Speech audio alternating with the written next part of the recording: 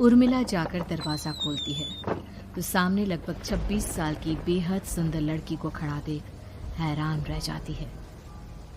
कौन हो बेटा? और इतनी रात को इतने भयंकर तूफान में कहाँ भटक रही हो? चाची, आपने मुझे पहचाना नहीं? मैं आपकी दूर की रिश्तेदार शालिनी। अरे हाँ, बचपन में तुझे देखा था। इतनी जवान हो गई है, कैसे पहचान में आती। लेकिन तू यहाँ क्या कर रही है, और वो भी ऐसी अंधेरी तूफान भरी रात में?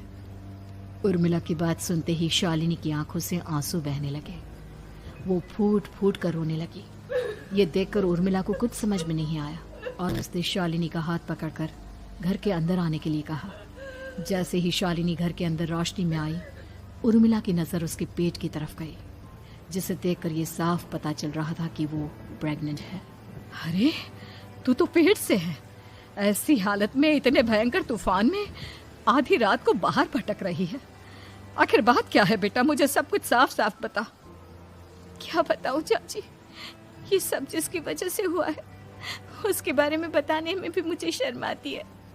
मैंने घर वालों की मर्जी के खिलाफ जाकर एक लड़के से शादी कर ली थी, पर वो शादी के 1 महीने बाद ही मुझे छोड़कर चला गया। छोड़कर चला गया का क्या मतलब? क्या उसके साथ कोई हादसा हो गया?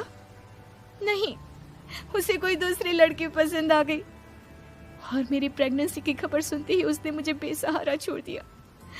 उसके बाद मैं अपने घर गई, लेकिन माँ पापा ने मुझे घर में कदम तक नहीं रखने दिया। तभी मुझे आपकी याद आई। कोई बात नहीं, कोई बात नहीं। तुमने यहाँ आकर अच्छा ही किया। एक काम करो, तुम आराम करो।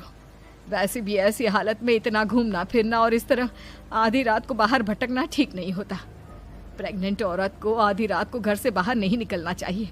बुरी आत्माएं उस पर अपना असर दिखा सकती है। और इतना कहकर उर्मिला ने शालिनी को एक दूसरे कमरे में जाकर आराम करने के लिए कहा। लेकिन जैसे ही शालिनी अपने कमरे में जाने लगी, अचानक से उर्मिला ने उसे रोक लिया।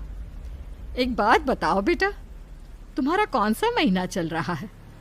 पेट देखकर तो लगता है कि लगभग 6 महीने पूरे हो गए होंगे। उर्मिला की बात सुनकर शालिनी के होठों पर मुस्कुराहट आ गई। चाची जी, अभी सिर्फ 1 ही महीना हुआ है। शालिनी की बात सुन उर्मिला दंग रह गई। उसे समझ में नहीं आ रहा था कि प्रेगनेंसी के पहले ही महीने में शालिनी की हालत ऐसी क्यों थी। लेकिन फिर उसने बात को नजरअंदाज कर शालिनी को आराम करने के लिए कहा और खुद भी कमरे में जाकर सो गई। अभी कुछ ही घंटे बीते थे कि अचानक से एक बच्चे के बड़े ही